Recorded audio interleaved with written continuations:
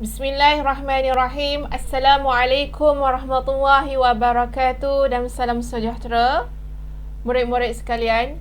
Sebelum kita mempelajari tentang pelajaran yang kedua dalam fiqh tahun 2, marilah sama-sama kita membaca doa sebelum belajar. Bismillahirrahmanirrahim. Allahumma aftah alaina hikmataka wanshur alaina min khazaini rahmatika ya arhamar rahimin. Rabbi shrah li sadri wa yassir li amri wahlul 'uqdatam min lisani yafqahu qawli. Amin ya rabbal alamin. Jadi fiqh tahun 2 ini kita akan mempelajari tentang hadas.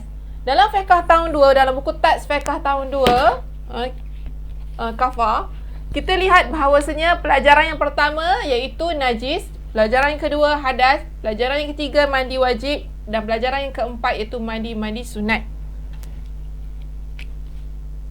Okey, mandi sunat. Jadi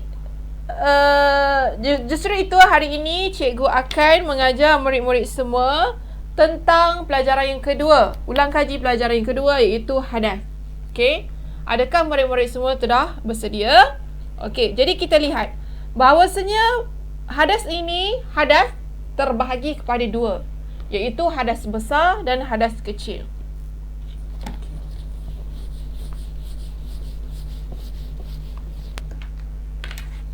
Jadi hadas terbahagi kepada dua, iaitu yang pertama hadas besar dan yang kedua hadas kecil.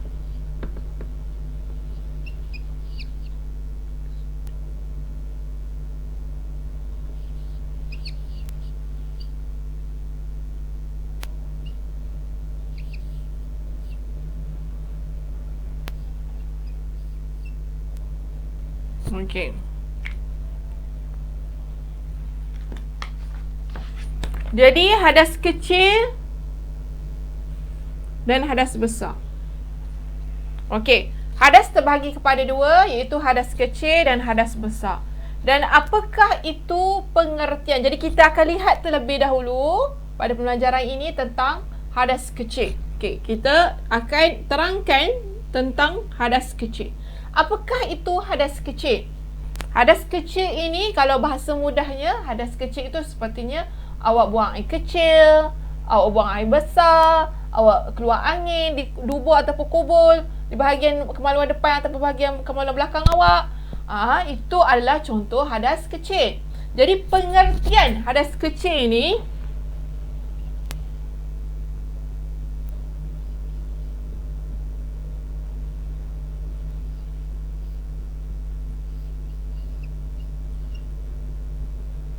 apakah pengertian hadas kecil? Okey, kita lihat ya. Keadaan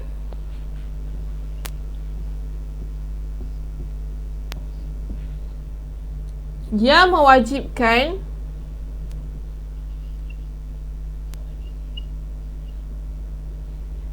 wuduk bagi seseorang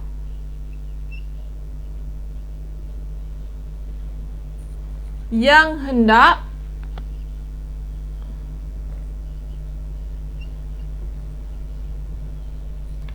melakukan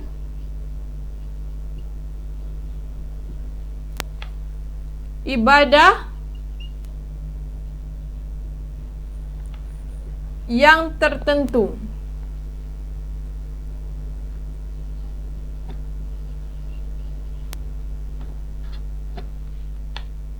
Seperti solat. Okey.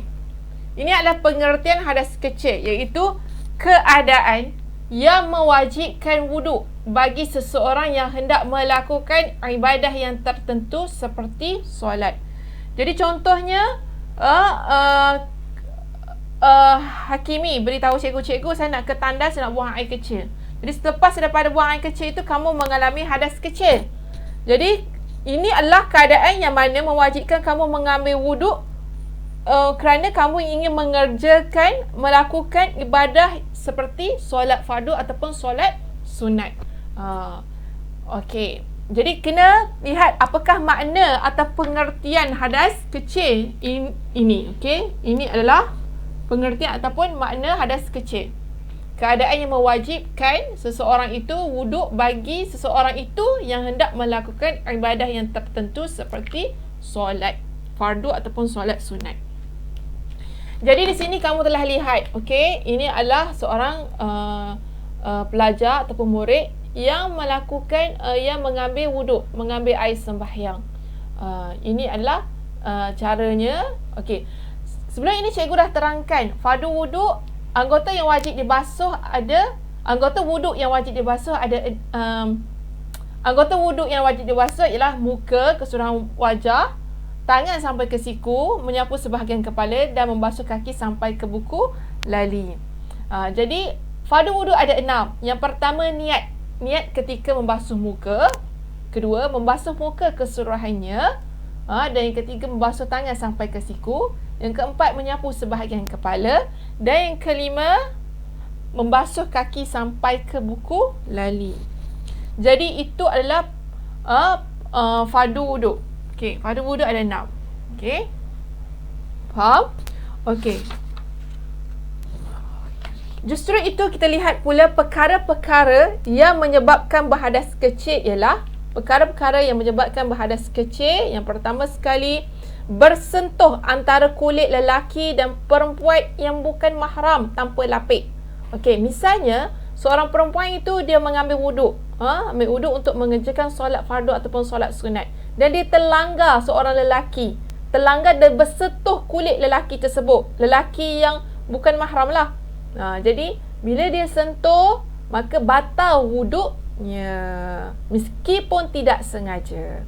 Okey. Seterusnya yang kedua, keluar sesuatu dari kubul atau dubur. Keluar sesuatu dari kubul atau dubur. Okey. Contohnya seperti keluar angin, keluar air besar ataupun keluar air kecil. Jadi keluar sesuatu dari kubul atau dubur seperti angin, air besar, air kecil.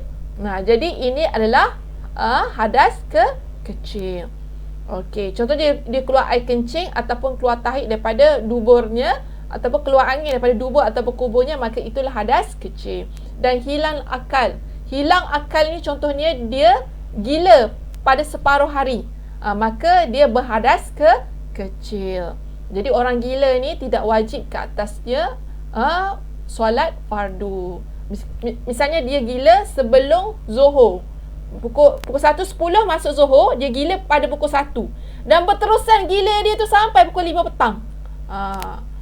Jadi dia sembuh pada gilanya selepas daripada pukul 5 petang. Jadi solat Zuhur itu tidak wajib ke atasnya kerana dia mengalami gila. Okey, yang keempat, tidur yang tidak tetap kedudukan punggung. Tidur yang tidak tetap kedudukan punggung. Okey.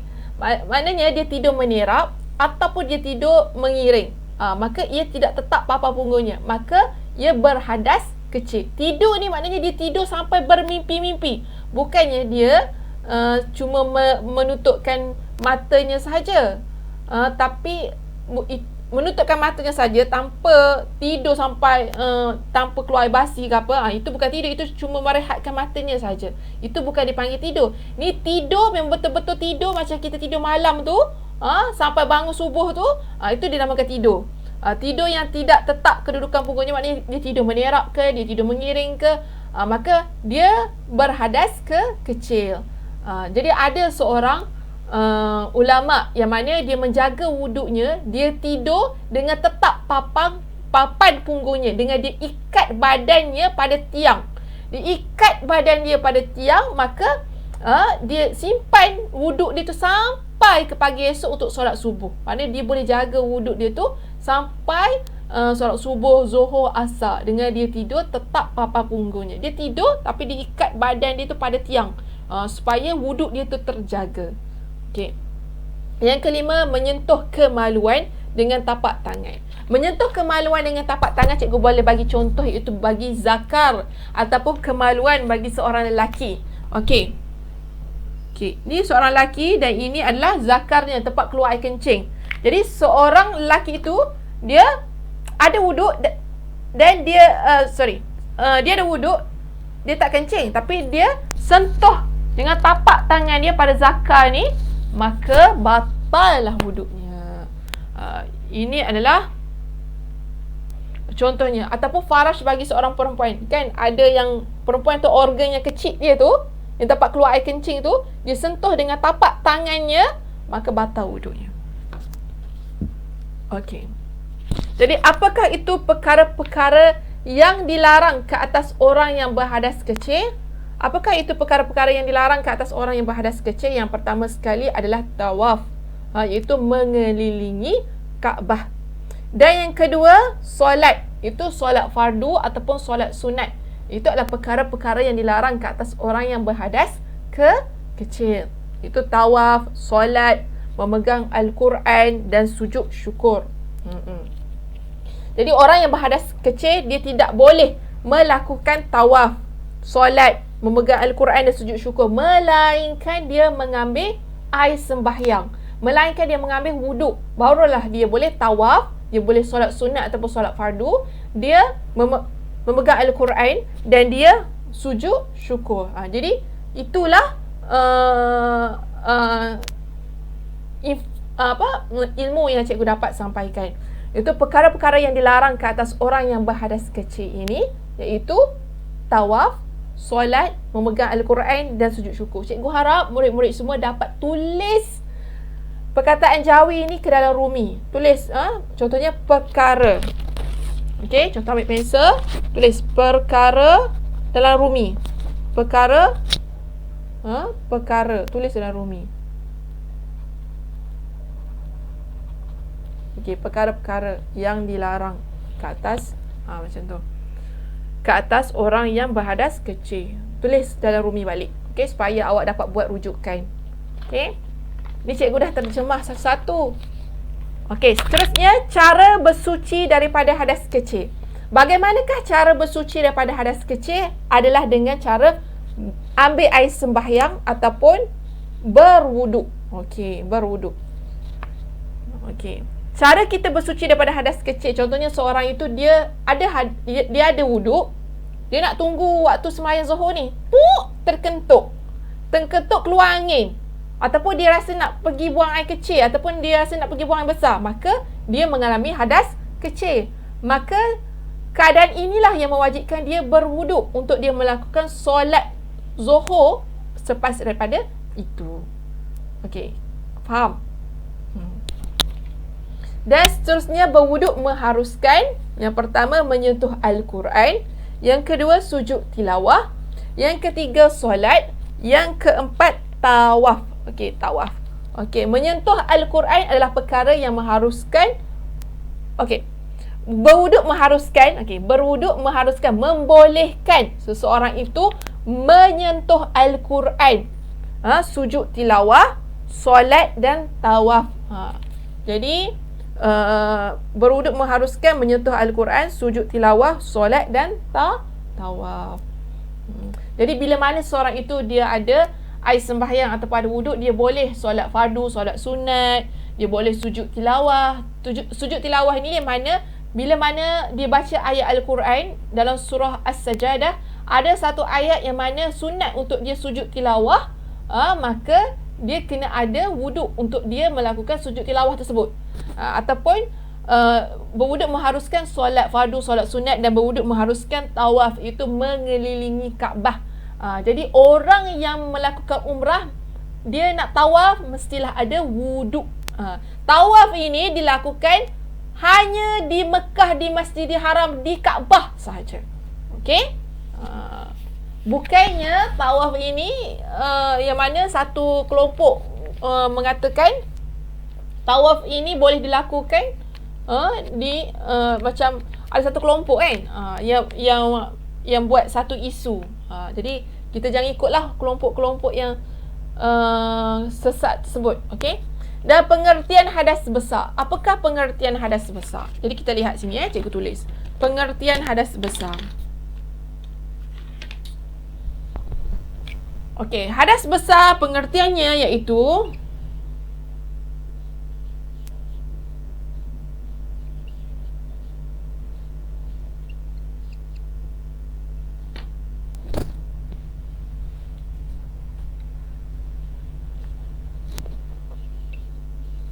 keadaan yang mewajibkan mandi bagi seseorang yang hendak melakukan ibadah seperti solat dan membaca Al-Quran.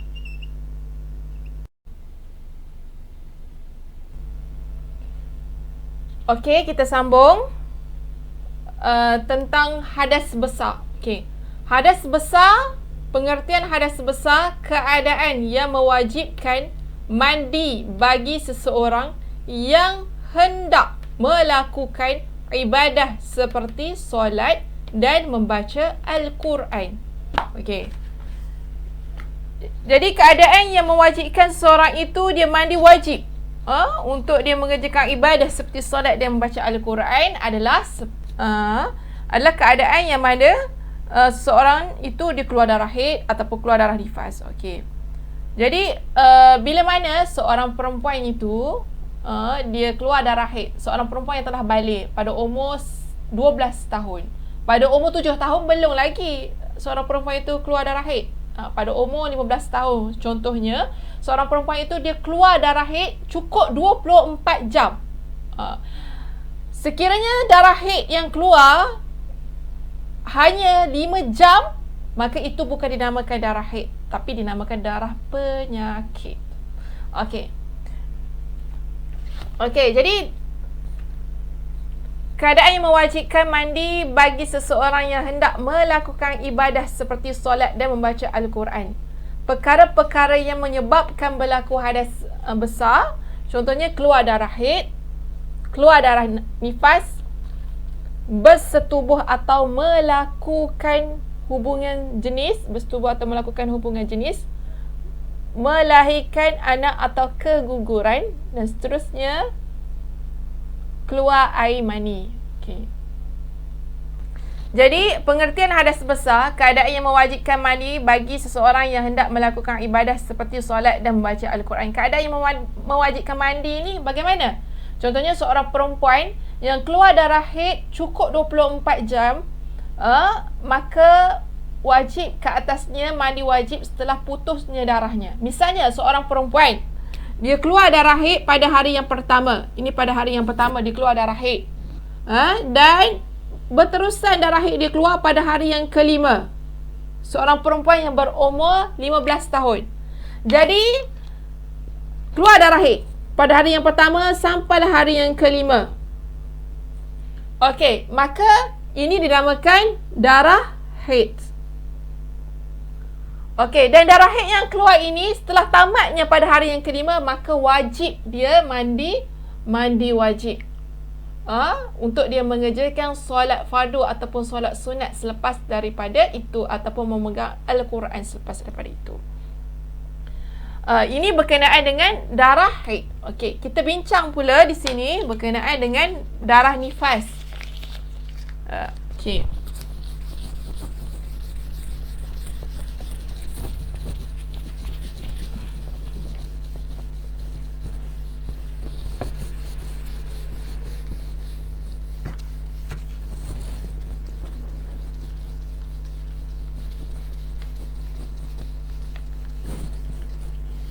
Berkenaan dengan darah nifas, keluar darah nifas. Okey, nifas, darah nifas yang keluar. Okey.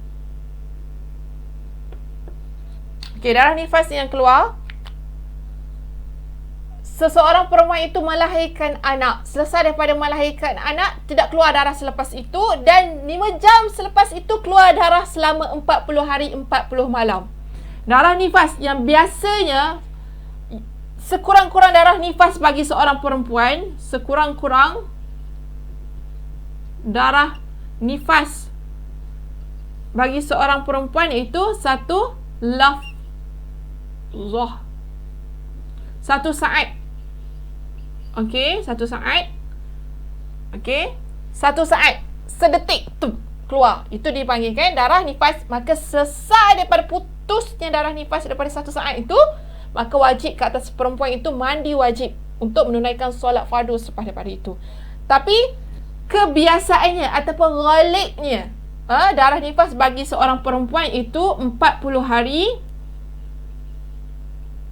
40 malam. Okey, 40 hari dan 40 malam. Dan sebanyak-banyak darah nifas yang keluar iaitu 60 hari dan 60 malam. Jadi sekiranya seorang perempuan itu dia keluar darah nifas selama 40 hari 40 malam, misalnya macam ni, keluar darah nifas hari yang pertama sehinggalah 40 hari keluar darah nifas, maka ini dipanggil sebagai darah nifas. Maka selepas putusnya darah nifas tersebut, maka wajib ke atasnya untuk dia mandi wajib. Dan seterusnya bersetubuh atau melakukan hubungan jenis. Bersetubuh atau melakukan hubungan jenis. Okey. Bersetubuh atau melakukan hubungan jenis.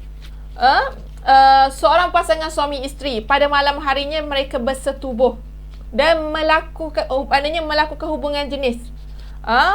Jadi dia nak menunaikan solat subuh secara berjemaah. Jadi wajib ke atas suami isteri tersebut dia mandi wajib. Okey. Dan melahirkan anak, perkara-perkara yang menyebabkan berlaku hadas besar, seterusnya itu melahirkan anak atau keguguran. Seorang wanita mengandung dan melahirkan anak, maka lepas daripada itu dia wajib dia mandi wajib, atau dia keguguran, maka wajib ke atasnya mandi wajib. Dan keluar air mani. Keluar air mani ni seorang lelaki yang syahwatnya melihat seorang perempuan sehingga mengeluarkan air mani. Misalnya kalau awak sekolah menengah nanti pakai baju putih, semua seluar putih kan, lepas tu awak jumpa seorang perempuan, besok cantiknya perempuan ni, hidung mancung, pipi putih gebu. Jadi rasa syahwat memandang perempuan tersebut, jadi terpancut keluar air mani, maka wajib ke atasnya mandi wajib untuk dia menunaikan solat zuhur ataupun solat asar selepas daripada keluar air mani tersebut. Itulah perkara-perkara keadaan yang mana mewajibkan mandi wajib bagi seorang yang hendak melakukan ibadah seperti solat dan membaca Al-Quran. Okey. Ni hari kebiasaannya seorang itu dia keluar air mani. Keluar darah nifas, iaitu 40 hari 40 malam. Okey, ni bicara tentang nifas. Okey. Bersetubuh, perkara-perkara yang menyebabkan berlaku hadas besar. Jadi selepas daripada bersetubuh wajib dia mandi wajib untuk menunaikan solat zuhur ataupun solat subuh selepas daripada itu. Dan melahirkan anak atau keguguran wajib mandi wajib. Dan keluar air mani, maka wajib dia mandi wajib untuk dia mengerjakan ibadah seperti solat dan membaca atau menyentuh Al-Quran. Okey. Jadi perkara-perkara yang dilarang ke atas orang yang berhadas besar ini, perkara yang dilarang ke atas orang yang berhadas besar, yang pertama sekali solat fardu atau solat sunat, berhenti atau duduk di dalam masjid, membaca, menyentuh atau membawa Al-Quran, berpuasa bagi perempuan yang haid dan nifas, tawaf di Baitullah, beriktikaf di dalam masjid. Okey, solat fardu ataupun solat sunat adalah perkara-perkara yang dilarang ke atas orang yang berhadas besar. Jadi dia berhadas besar, dia keluar darah haid dan dia dan darah haid dia terputus, maka wajib dia atas dia mandi wajib untuk dia mengerjakan solat fardu ataupun solat sunat. Okey, dan orang yang keluar darah haid dalam tempoh 5 hari misalnya, dilarang dalam tempoh tersebut dia berhenti atau duduk di dalam masjid ataupun beriktikaf di dalam masjid, dan membaca, menyentuh atau membaca Al-Quran. Berpuasa bagi perempuan yang haid ini dan nifas ini dilarang. Dan tawaf di Baitullah juga dilarang bagi orang yang haid nifas ini. Okey. Dan bersuci daripada hadas besar. Bagaimanakah seorang itu dia bersuci daripada hadas besar? Itu mandi wajib. Rukun mandi wajib ada 3. Cikgu dah terangkan sebelum ini ya. Rukun mandi wajib ada 3.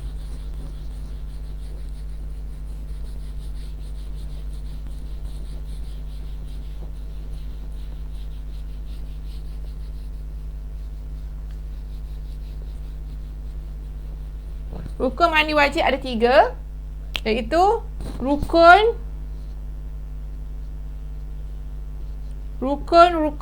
mandi wajib. Rukun mandi wajib ada 3. Okey, rukun mandi wajib ada 3. Yang pertama sekali, menghilangkan najis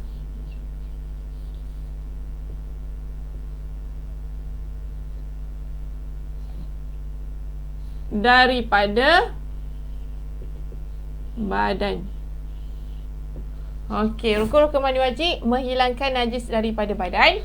Yang kedua, rukun mandi wajib yang kedua iaitu niat mandi wajib. Dan yang ketiga, rukun mandi wajib iaitu meratakan air di seluruh badan. Meratakan air di seluruh badan. Okey. Ini adalah rukun mandi wajib. Yang pertama, rukun mandi wajib yang pertama iaitu menghilangkan najis daripada badan. Misalnya ada najis darah ikan ataupun darah manusia pada badan anda, di tubuh ataupun di tangan ataupun di kaki, maka kenalah bersihkan, hilangkan najis terlebih dahulu. Ataupun ada pelekat plaster dekat bahu sebab luka, baru lepas daripada kena cocok vaksin, maka kena buang dulu pelekat tersebut untuk dia mandi wajib. Dan dia niat mandi wajib. Niat mandi wajib itu saja aku mandi wajib kerana Allah Subhanahu Wa Taala dalam hati. Apabila air mutlak telah sampai pada bahagian yang pertama pada badannya, dia dah mula niat, iaitu nawaitu saja aku mandi wajib kerana Allah Subhanahu Wa Taala. Boleh baca dalam bahasa Melayu ataupun dalam bahasa Arab. Okey. Niat mandi wajib dalam bahasa Arab itu nawaitu raf'al hadathi akbari lillahi ta'ala. Okey. Saja aku mengangkat hadas besar kerana Allah Subhanahu Wa Taala. Dan yang ketiga, rukun yang ketiga iaitu meratakan air di seluruh badan. Maknanya di mana di celah-celah farash, di celah-celah ketiak, di rambut, kena bagi wanita yang rambut dia panjang mesti kena leraikan rambutnya dan kena basuh, kena ratakan air mutlak tersebut ke seluruh anggota badannya. Jadi inilah ketiga-tiga rukun mandi wajib. Okey, ini ketiga-tiga rukun mandi wajib. Okey, murid menyenaraikan beberapa ibadah yang mewajibkan wuduk. Ibadah yang mewajibkan wuduk itu solat fardu, solat sunat, menyentuh Al-Quran. Murid menunjukkan cara berwuduk dalam kumpulan dengan bimbingan guru. Bagaimanakah cara mengambil wuduk? Fardu wuduk itu mula-mula kita ambil air, basuh muka, sentuhnya air pada bahagian yang pertama pada muka, dah niat dalam hati, dah ratakan air tersebut pada bahagian muka dan basuh tangan sampai ke siku dan menyapu kepala dan membasuh kaki sampai ke buku lali. Dan murid menyatakan contoh-contoh ibadah yang boleh dilaksanakan setelah bersuci daripada hadas besar. Murid menyatakan contoh-contoh ibadah yang boleh dilaksanakan setelah bersuci daripada hadas besar. Contoh-contoh ibadah yang boleh dilaksanakan setelah bersuci daripada hadas besar iaitu solat fardu, solat sunat, tawaf, sujud tilawah, sujud syukur. Itu adalah contoh-contoh ibadah yang boleh dilakukan selepas daripada mandi wajib, selepas daripada hadas besar. Okey. Sampai di situ daripada cikgu tentang tentang hadas besar. Jadi insya-Allah cikgu harap kamu semua dapat faham. Ulang kaji tentang hadas ini. Sekian daripada cikgu. Assalamualaikum warahmatullahi wabarakatuh.